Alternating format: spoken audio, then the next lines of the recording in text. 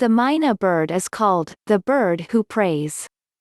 Myna birds are passerines or songbirds. They don't all belong to one species or even one genus. All of them, basically, are types of starlings and belong to the family Sternidae. These intelligent, admittedly noisy, and fascinating birds have been introduced around the world, including California, Hawaii, Florida, Australia, New Zealand, and Japan. Some species of mynah make enjoyable pets. The Myna bird Gracula religiosa probably got its epithet because it was taught to recite prayers. The mynah is capable of an amazing variety of sounds, some of which sound like human speech. The hill mynah, however, doesn't have a song of its own. The word mynah is derived from the Hindu word maina, which means messenger of God. The Sri Lanka Hill mynah appears on the country's 10 rupee postage stamp. The Sema Nagas people won't eat the pied mynah. It can mimic human speech, and they believe the bird is a reincarnated human. In areas such as the Indian subcontinent, Hawaii, and even Florida, some species of Myna bird are plentiful, and they can be found flying around in pairs or as part of a flock. They can be easily found in the trees of forests, jungles, even public parks, and people's backyards. Admittedly, the price of bringing mynahs to Hawaii Islands is an imbalance of the delicate ecological balance that used to be found on the islands. Most Myna bird species nest in cavities in tall trees, but birds such as the bank mynah excavate nests in the mud of riverbanks or even in cavities they find in brick walls. Some mynah species are known to evict small mammals from their burrows. Mynahs line their nests with twigs, feathers, roots, rubbish, snarls of fibers, and leaves. Mynahs are medium-sized passerine birds with strong, usually yellow feet and legs. Their bills are also frequently yellow, though some mynahs have bills that are blue-green, black, or red. Their black feathers are often iridescent, and many species have yellow wattles or patches of bare skin on their faces or necks.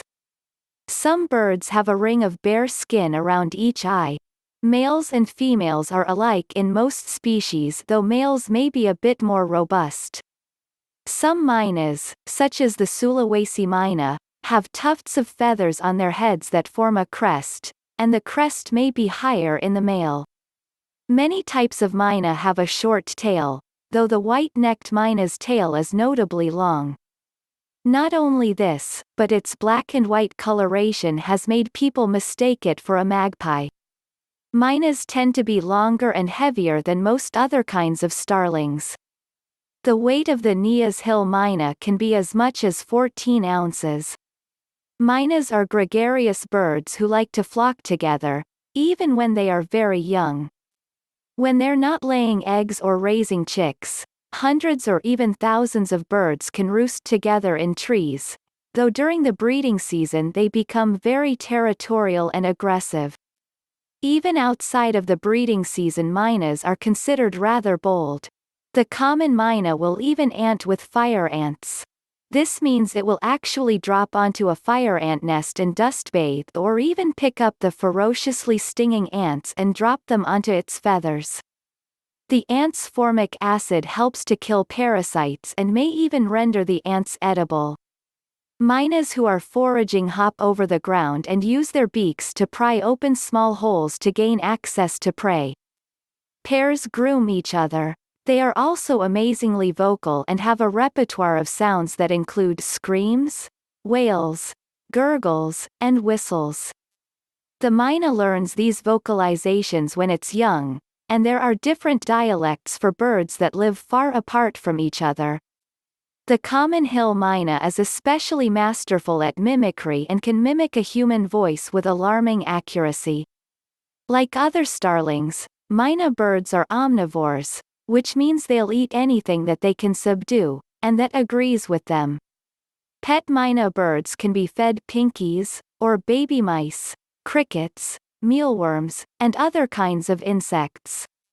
Now and then they can be fed fruits such as raspberries, apricots, and blueberries, and vegetables such as zucchini and spinach. Mynahs should not be fed too much dairy, as birds can't process lactose. The owner of the mynah should also not give it avocados, chocolate, or food with caffeine. All of these foods are toxic to mynahs.